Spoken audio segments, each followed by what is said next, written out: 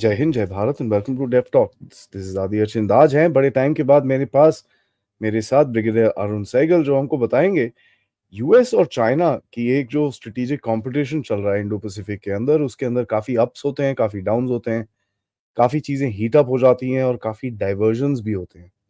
आपको दिख ही रहा होगा, युद्ध चल रहा है इसराइल के अंदर, जो एक डाइवर्जन के नाम से किया बताया जा रहा है, और एक टेंशन चल रही है फिलीपींस में, जो एक एक्टिव कॉन्फ्लिक्ट की तरह बोला जाता है कि ये ट्रांसफॉर्म हो सकती है।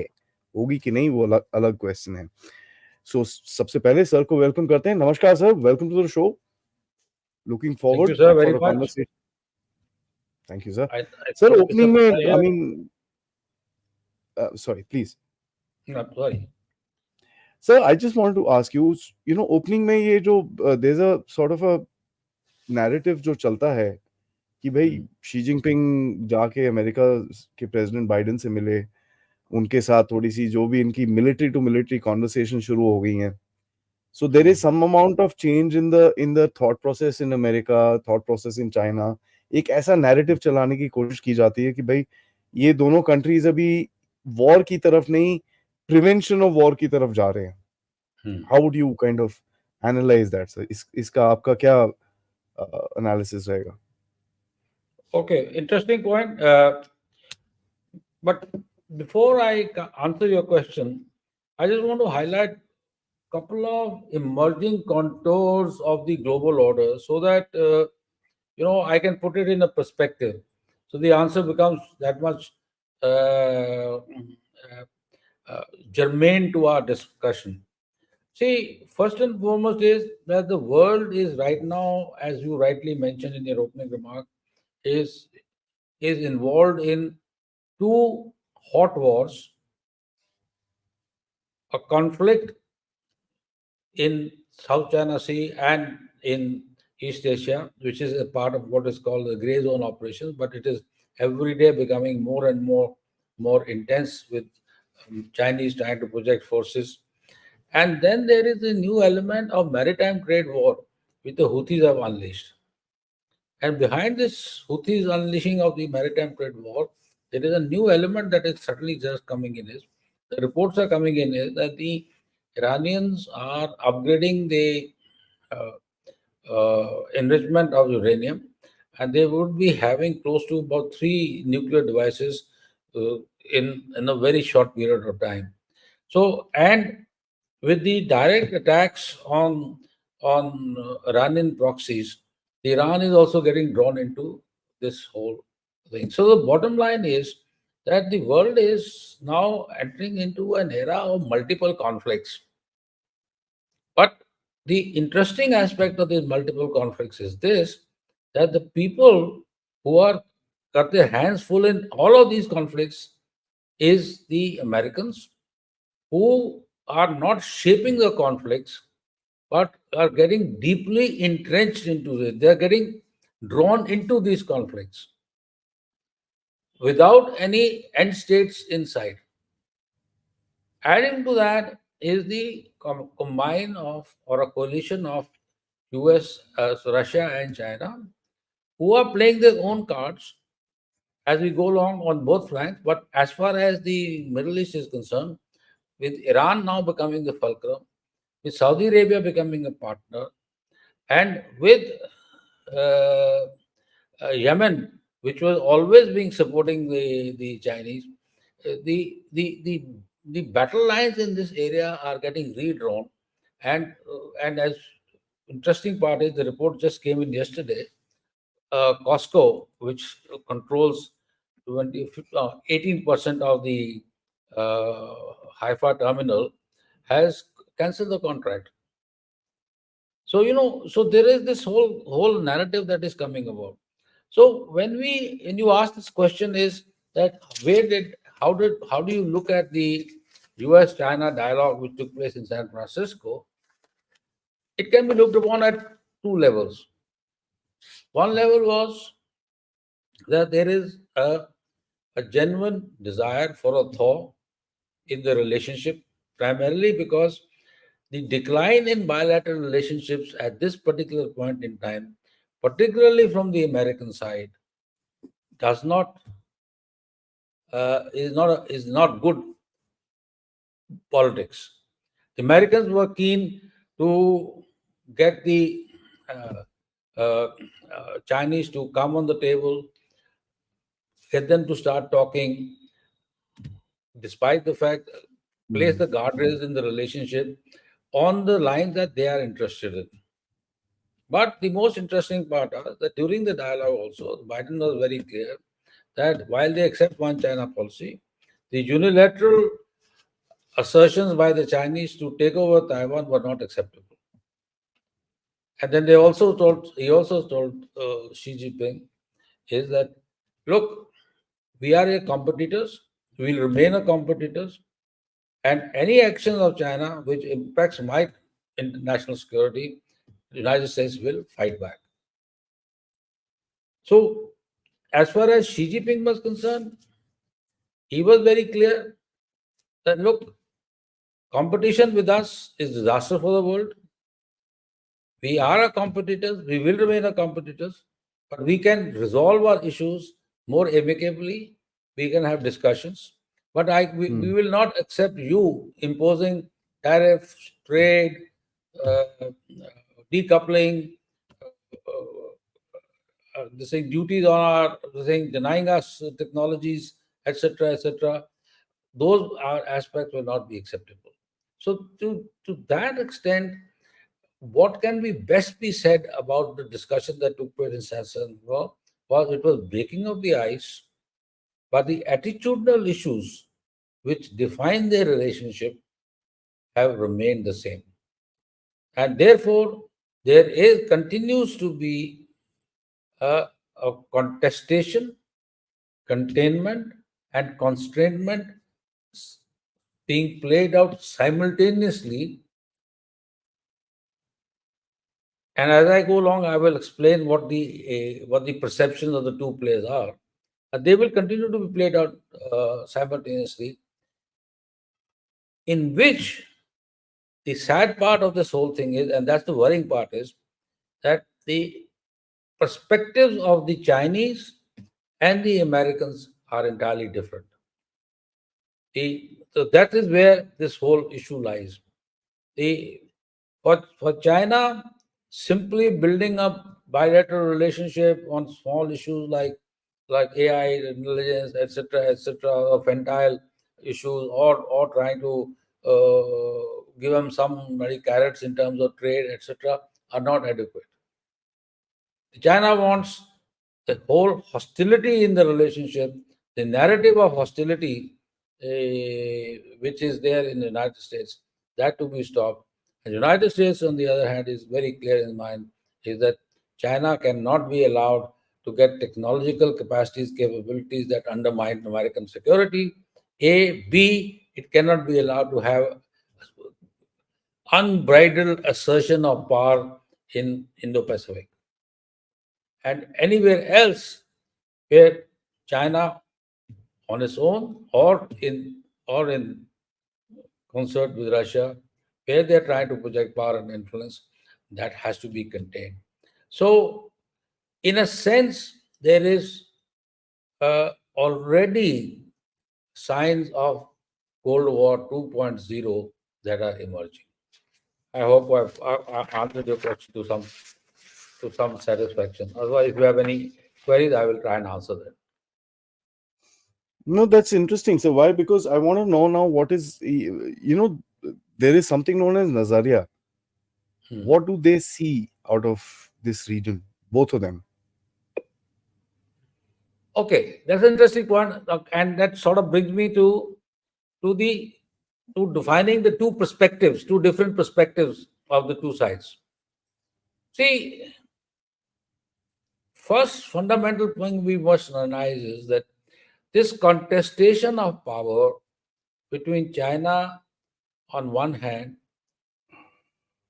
and United States on the other is entirely different from what contestation of power took place during the Cold War 1.0.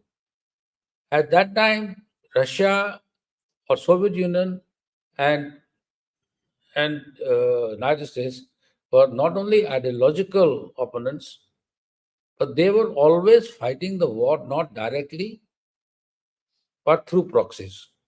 There was no Hmm. direct confrontation. In this scenario, in the present scenario, and it was mostly in terms of military oriented confrontation, in terms of capabilities and capacities of the military capabilities and capacities of the Soviet Union, its nuclear arsenal, etc., versus what the Americans and the NATO could produce. Now, that was the kind of scenario there. The situation is different now. China is being seen as a comprehensively strong and credible peer competitor to the United States. Issue one. China is building up its capacity, capabilities across the board. It's not only China, uh, which is economically strong, it is technologically strong, it's militarily strong, it controls some important rare earths and materials, it has the necessary technical manpower, and it has the surrounding continental areas which are all under its direct influence. This and because of United States offshore presence in East Asia and in Western Pacific, the contestation is direct between United States and China. I mean, there is a direct threat and challenge which each poses to the other.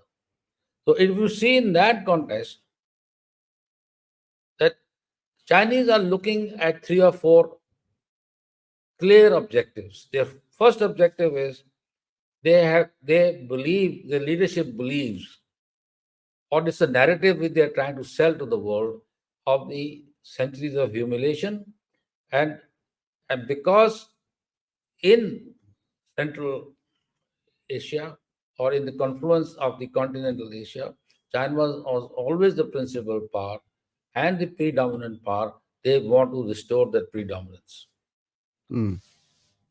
So, in short, like I've said, they want to create a Sino-centric world order.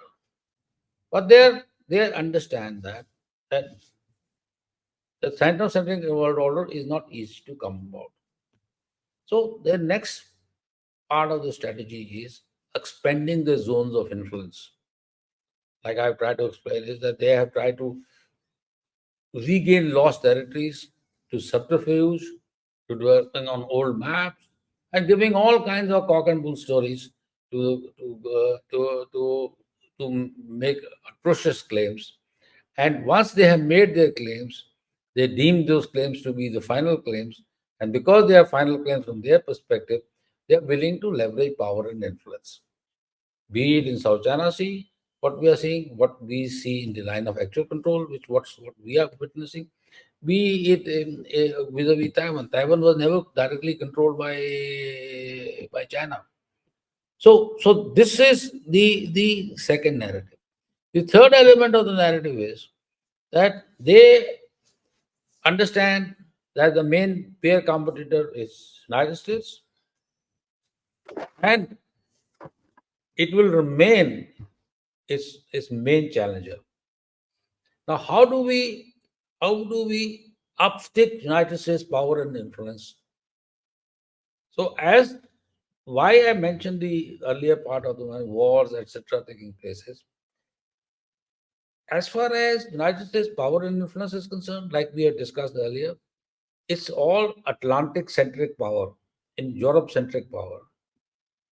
It had a great degree of heft in the Middle East, but it has declined over a period of time. In Asia, United States is an offshore power.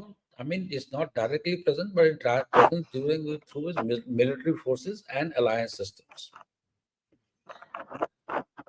The centrality of United States power and influence globally,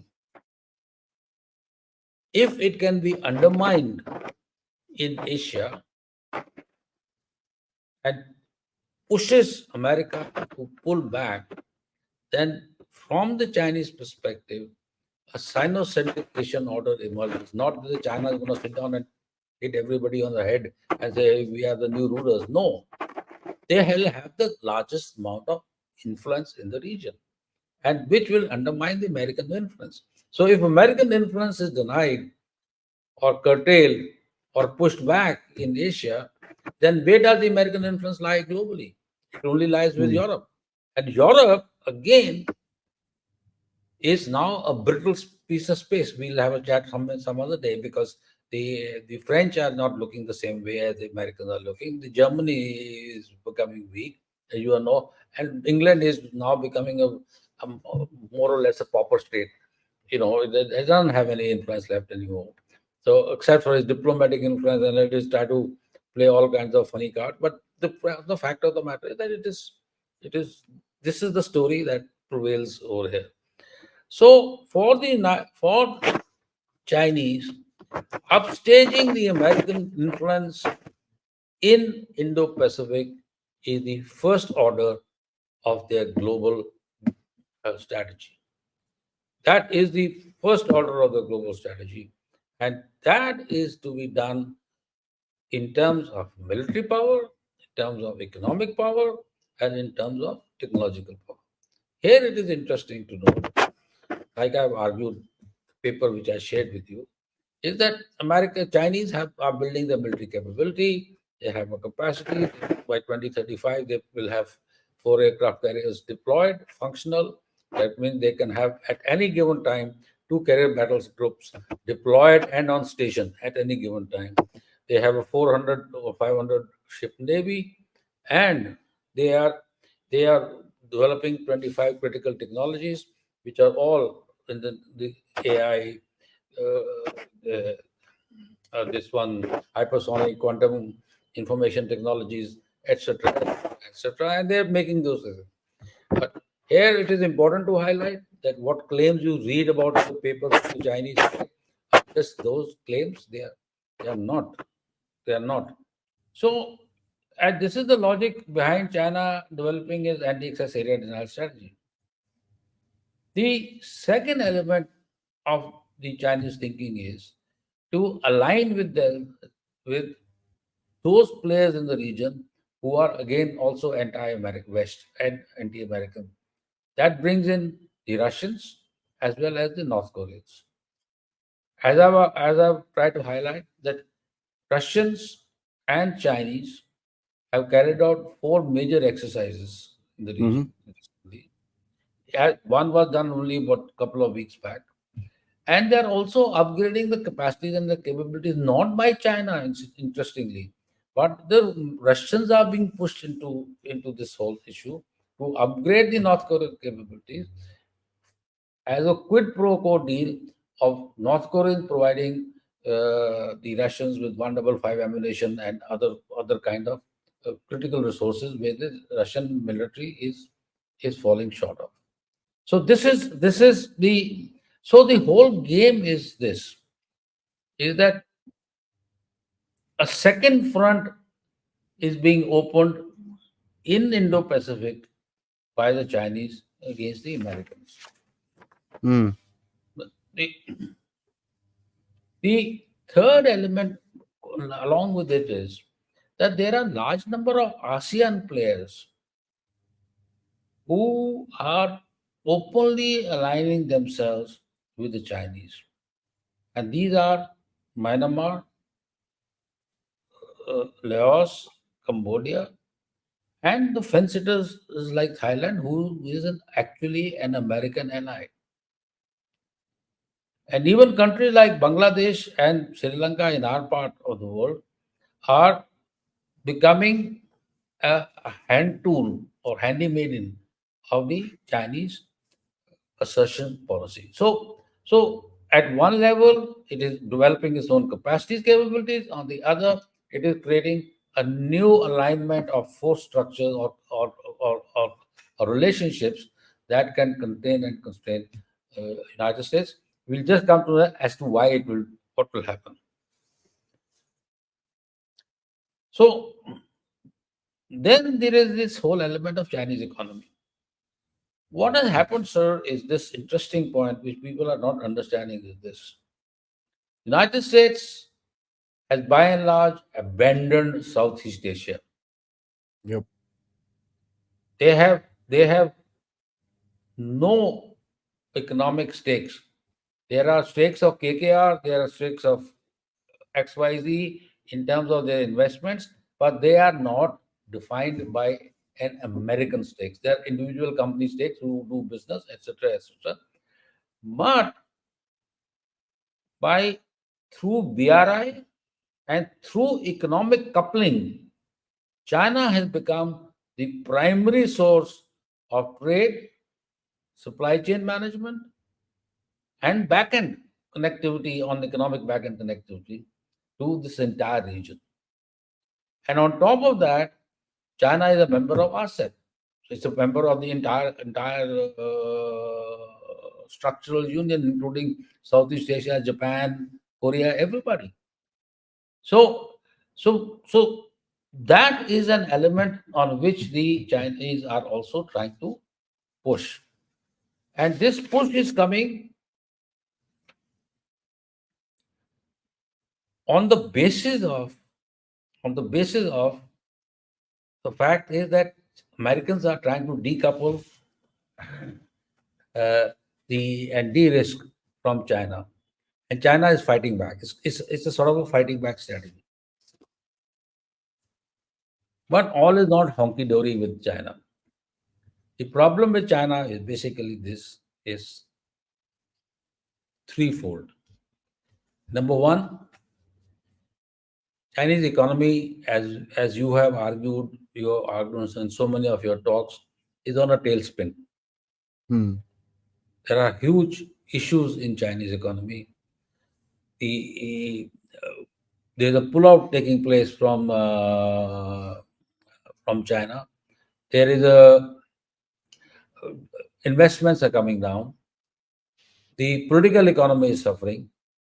So, in totality, their sort of primary companies are facing serious shortages. Some of them, like Tencent and all, are declaring bankruptcies. Yep. So, so, so Chinese attempt, as a consequence of the American actions during Trump administration, to securitize their economy rather than make it a developing economy, are suffering.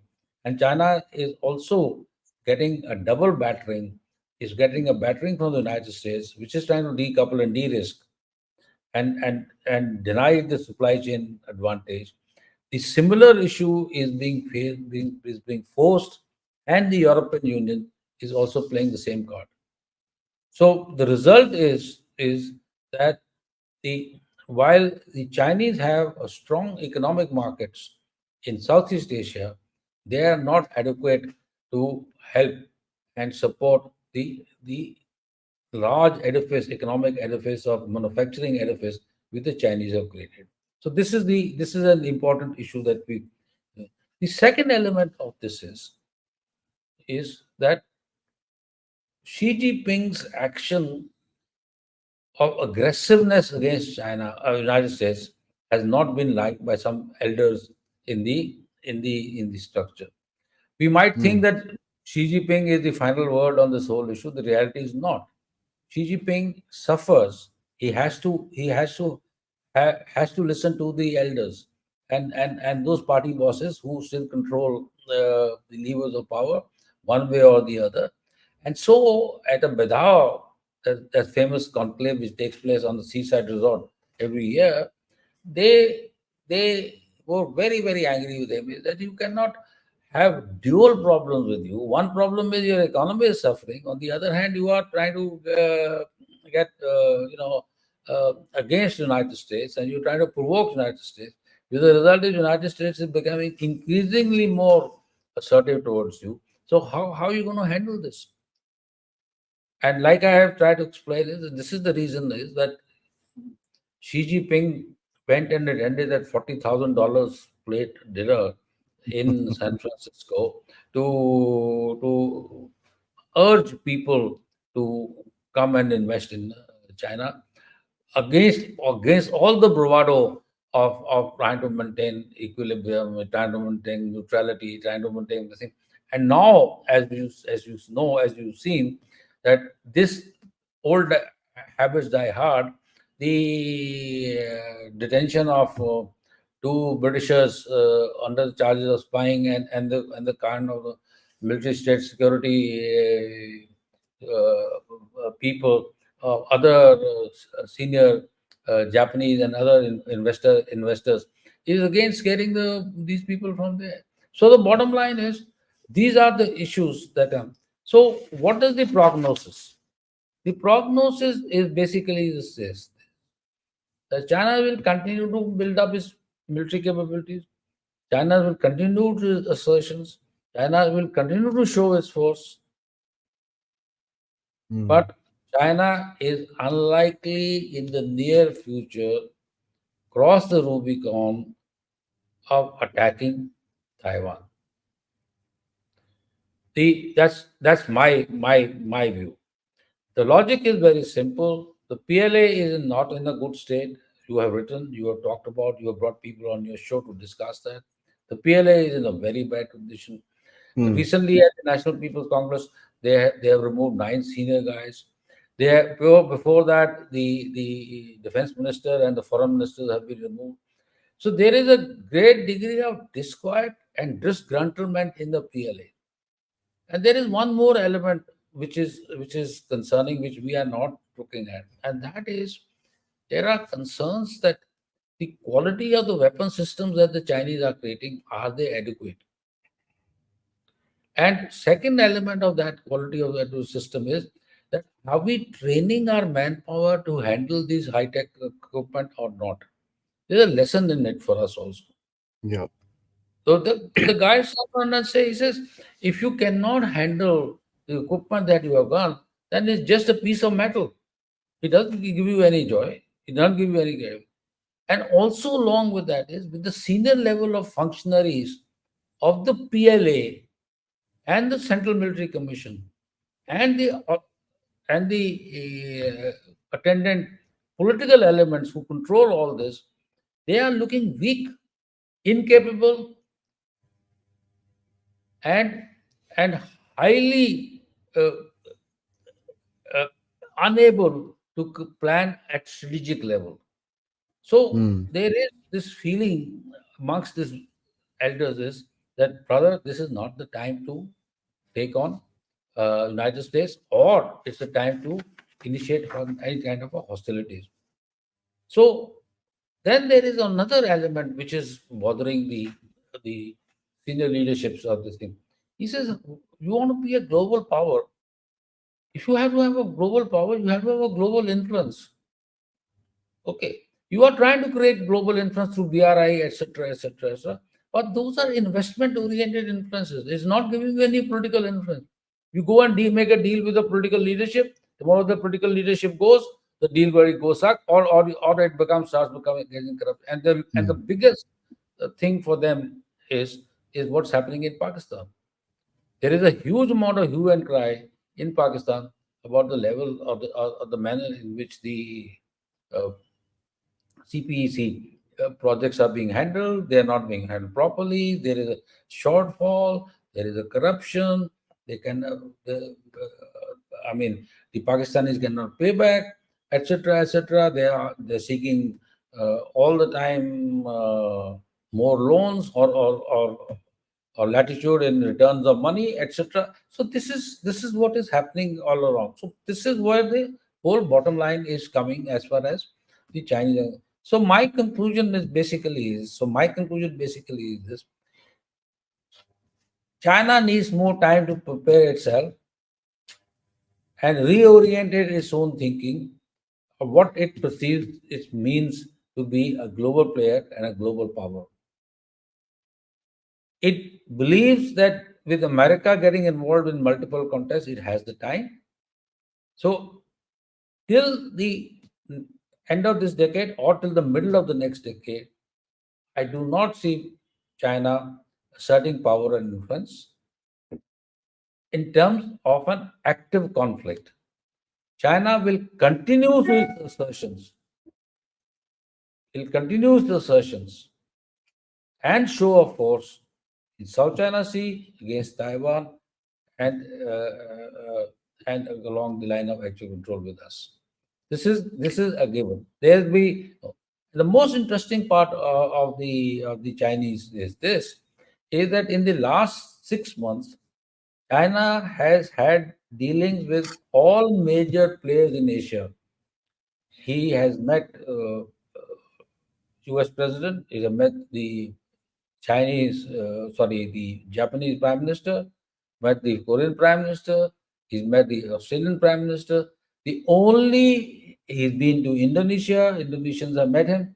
The only single country of consequence and the second major power in Asia, that is India, whose leadership has been shunned by the Chinese. Ji. We should get a message in that. So the perception in the minds of China is that we cannot let down pressure on India. So reductions, pressure continues, assertions will continue, no war, it'll try to escalate, try to control, but it will not do that. But at the end of the day, as far as we are concerned, there will be no letting of pressure against us because we are now being perceived not only just another power in Asia, but an emerging strong middle power which can tomorrow become a challenger and if whose Atmanirbhar programs, its economic growth, and its technological capacities increase, it will pose a challenge to China. So this is the China story.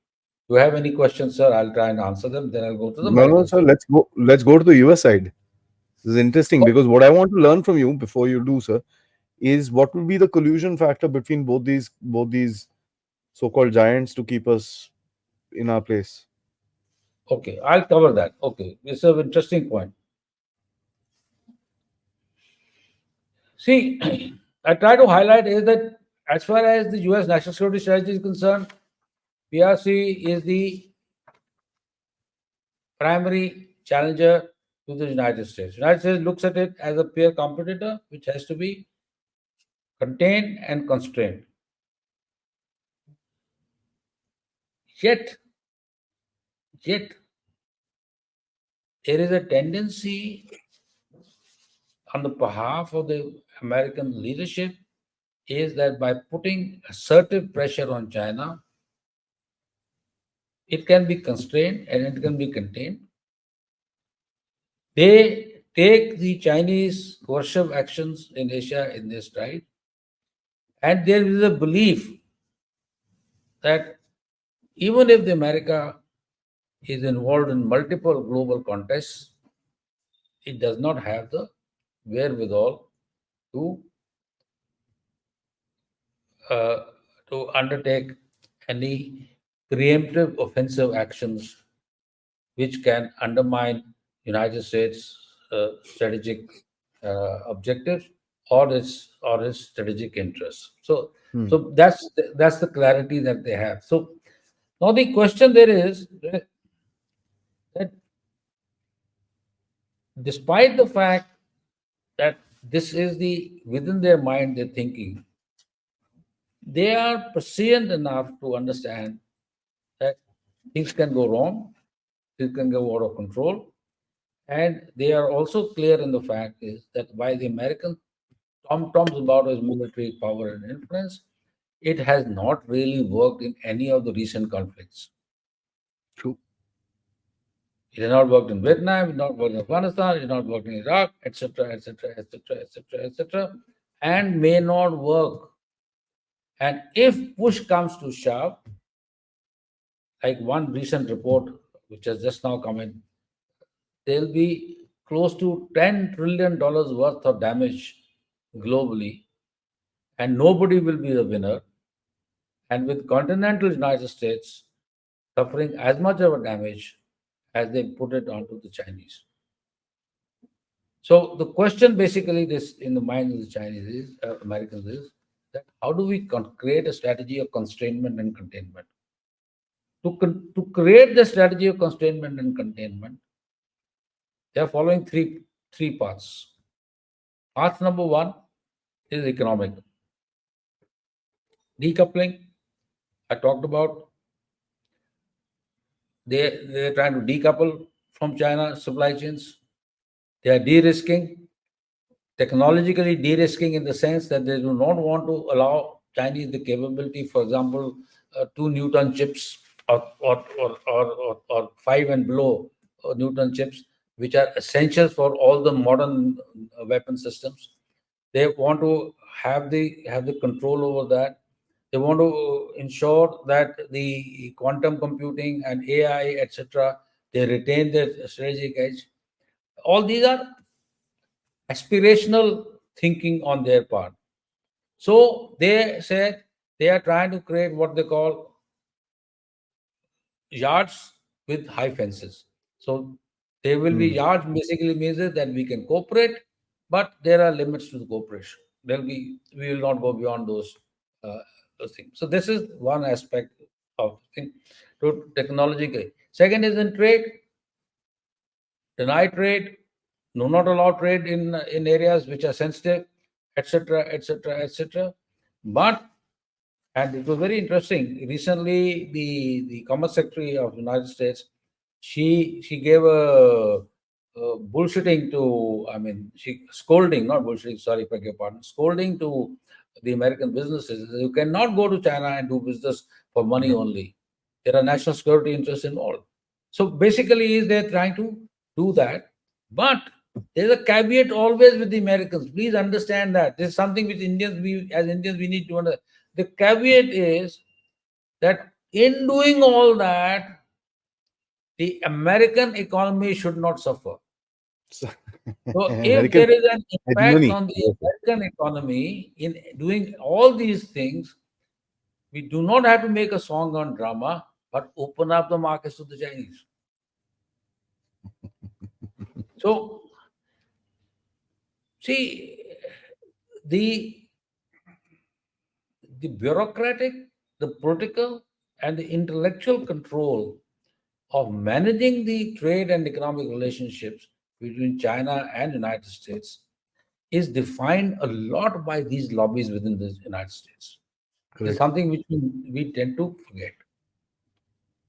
The second element of the strategy, since time is going by, I don't know what the time is, but okay. So the second element of the strategy is basically is to create a multiple multilaterals and bilaterals string of them to contain China. And in that, you are very well aware, your listeners are very well aware, there is a trilateral relationship between United States, Korea, sorry, Japan and Australia. There's another trilateral between United States, Korea, and Japan. Then there's a new element to control the entry points into the South China Sea and to prevent power projection by China through the straits south of Taiwan and Yeah. between the Philippines and Arkansas. It's called Boer states. Through that to bring Philippines into within this circle, and there is and plan is being put across. Only told to me about 2 days back by some senior American analyst is to also get the Indonesians and the Vietnamese involved into this construct. So the whole idea is to create a strong ring of strong military powers and forces around Chinese periphery and to prevent Chinese from power projection. Hmm. How much this will work, how much this will not work is something which is and to Difficult. support that, this whole AUKUS program is being there. The new forces program, state of force program with Korea has been there. The element that Koreans will be shared, intelligence sharing will be there, even on nuclear issues. The Japanese are being status of forces, status of state security, new security architectures are being created by them, etc., etc., etc., to to strengthen their overall perspective.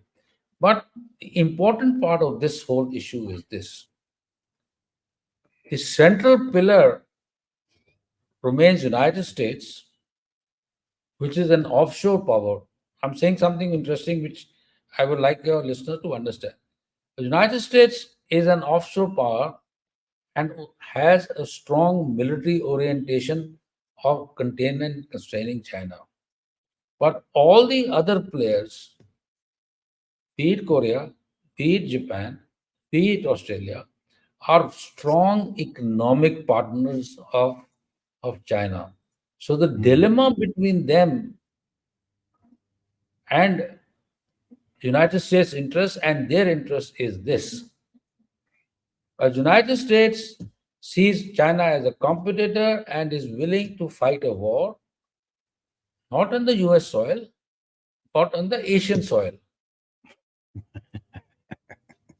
Is Why am willing I to not? fight a war in Asia in which the destruction of the war will be felt by the Asian players. And if there is a mess up by United States, the consequences of that will be met by these players. Second element of this is that each one of these players, be it Korea, be it Japan, be it Australia, they are all, and even to the degree Indonesia, are hugely economically dependent with trades in billions and billions of dollars with China. So, what is the social impact of those wars which people do not understand?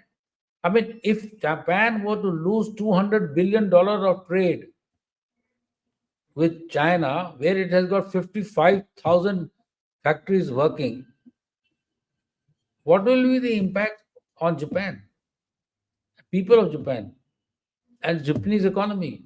Which is the player which can take its place? India certainly not. India can be up to a point, and India should be, but we will not because of our policy restrictions are the way we are structured and take with the way we take decisions. Although we are improving, but not fast enough. So the Hmm. worry between these states is why should I get involved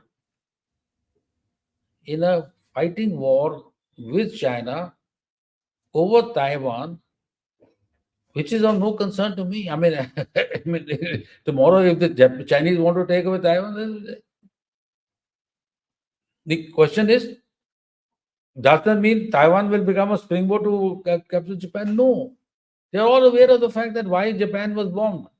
Japan was bombed because Americans were very clear in the mind that they will lose millions of people before they take over one city of Japan. Yeah? Japanese are clear, fierce fighters. Yeah? So the question basically is this: security versus economic risks. What is more important? So this is the dilemma which is being faced by this. Then there is a new element that is coming in to further strengthen its position in the region. The Americans are upgrading the missile system in retaliation to the huge missile system being activated by the created by this thing. China is supposed to have 1,500 warheads by end of the decade and 1,500 by 2035. It has got about 4,000 of delivery vectors, etc. Although now we are being told that all of them have got water instead of fuel, but that's something else, which I'm sure they will sort it out. But the fact of the matter is that in that, plus there is North Korea, and and Americans are also raising the ante. So the issue basically which is coming up again and again in this whole discourse basically is this: is that United States understands that while it has a strong military capability to give a bloody nose to the Chinese, it does not have the capability to fully win any conflictual situation. The Its allies and partners are aware is that in the end of it, we will be left bloodied, we will be left politically and economically incapacitated, while the United States, all it does is, having suffered 15,000, 20,000 casualties and large amount of damage to its equipment, will go back into, slink back into continental US with nothing, with and rebuild itself, because it has all the fundamentals of what we call the get. It has geography, economy, and technology. It will recreate its resources like it did post Second World War. So these are the dilemmas which are being faced by the Indo-Pacific players. This is something which, guys, people who sit down on this thing have to sit back and look at. The United States strategy is to contain and constrain China. It wants to use the military leverage to contain and constrain China. It wants to it wants to decouple and de-risk from China in economic and technological issues. But de-risking and decoupling is for the United States' interests and not for Asia's interests. War Hmm. in Asia is not for the Asian interests. Apart from 4 or 5 countries of Asia, they are not interested in fighting a war. So now it brings me to the question is, where does India lie in this whole ball game? Yeah. Okay, the critical issues for India are as follows. First fundamental point for India is this, is that so far India has only felt a military challenge on the continental domain. We have had this standoff since 2020, which continues till date. We have an issue along the line of actual control, which we have by and large created adequate forces now in place, built up enough capacity. We have upgraded our infrastructure to deal with the situation. But the new challenge is coming in the Indian Ocean. The challenge in the Indian Ocean coming is this, that if the South China Sea gets penetrated and is controlled by the Chinese, and the Chinese flotilla start emerging out of here, and the fact that the Bangladeshis, the Myanmaris, and the Sri Lankas allow the Bay of Bengal to become a Chinese controlled lake. I'm saying my words very carefully. Allows it to become a Chinese controlled lake. Then there is a sincere issues emerging, because then we will be pressurized by China, not only in the continental domain only, not only in the maritime domain, but along our peripheries.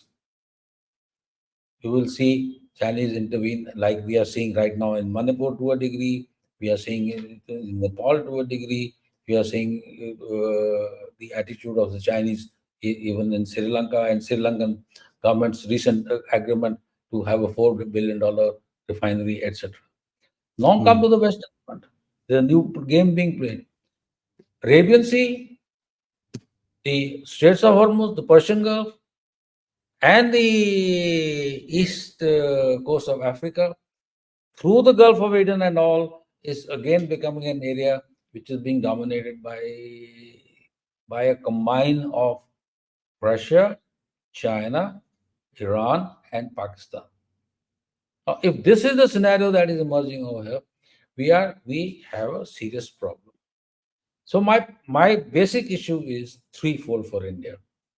Number one, India has no option but to build a strong defense ecosystem of its own and create a strong and a credible dissuasive capability vis-a-vis China. In my earlier paper, I had suggested that India should raise a missile force of a credible strength. India should upgrade its military capability of hitting the Chinese deeper in the continental domain, and we must have a strong presence along the continental domain as well. Second element is this, is that we have to ensure that both the eastern Indian Ocean and the western Indian Ocean or the Arabian Sea areas are strongly protected, for which we need to ensure a credibility of our naval and a maritime power. Here we also comes into play is that we have to have a good relationship with Iran as well as in Russia. We have to ensure, at least on the western flank, the Iranians and the Russians play a role in which prevents either the Pakistanis or the Iranians to interfere with our sea lines of communications, which are going to bring our essential commodities to, to the country or through which our trade is going to flow.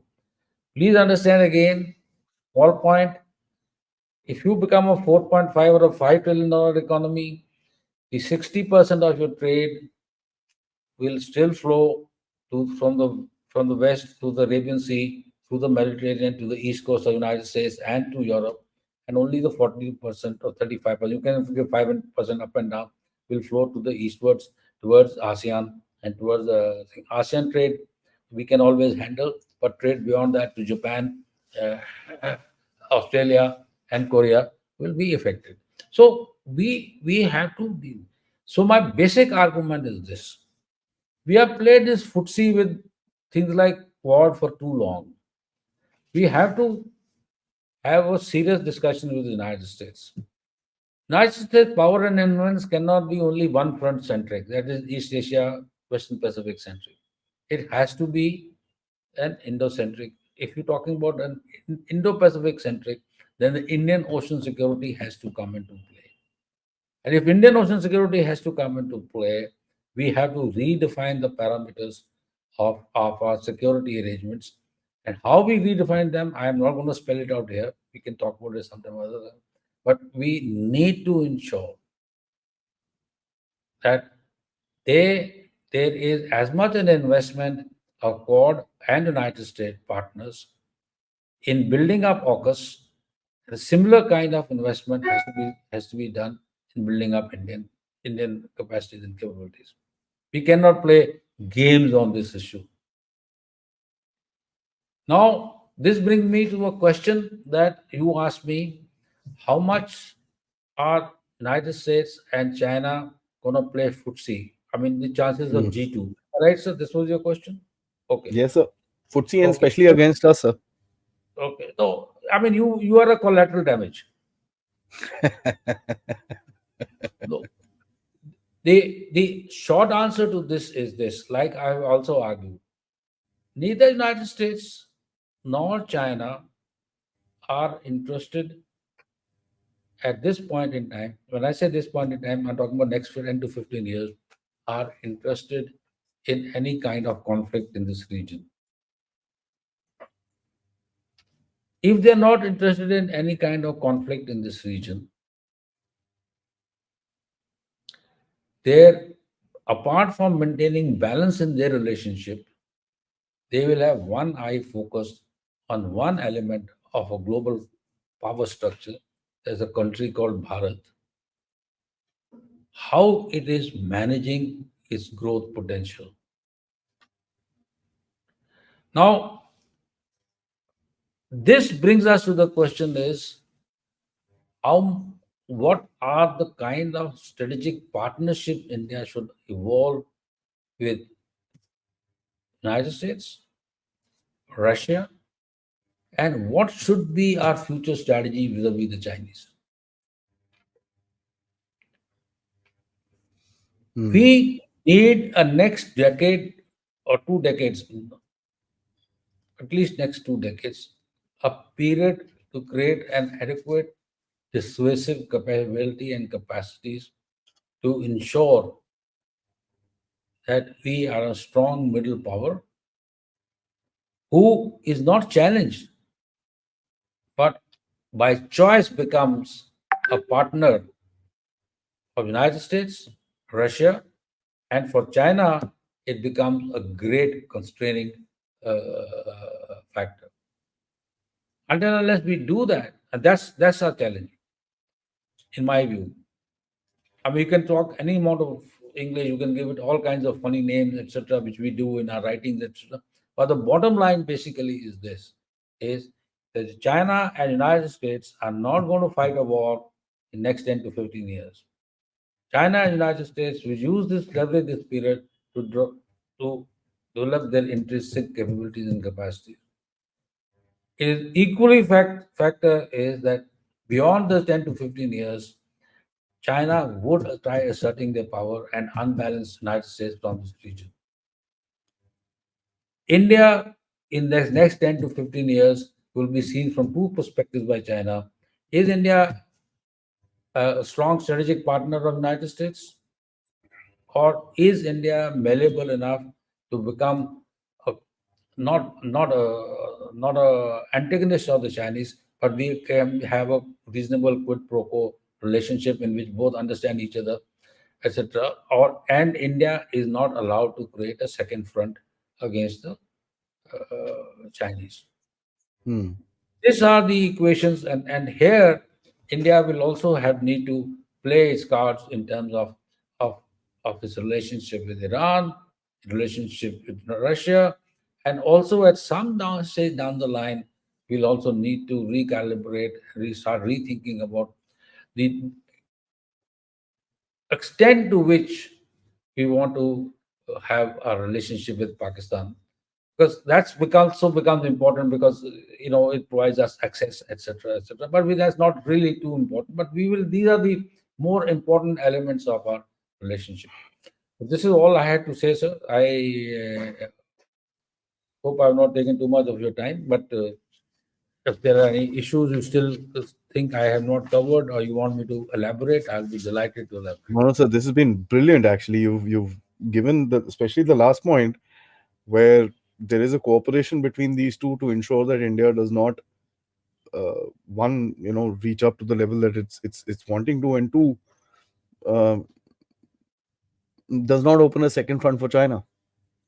Yes, sir.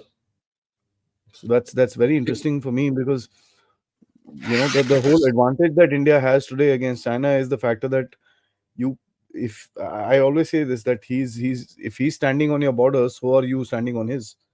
So and he does get quite worried about the factor that यार ये खड़े हुए हैं यहाँ पर, पता नहीं tomorrow if I have to go into Taiwan tomorrow, I hope these guys don't come in and create ruckus for me.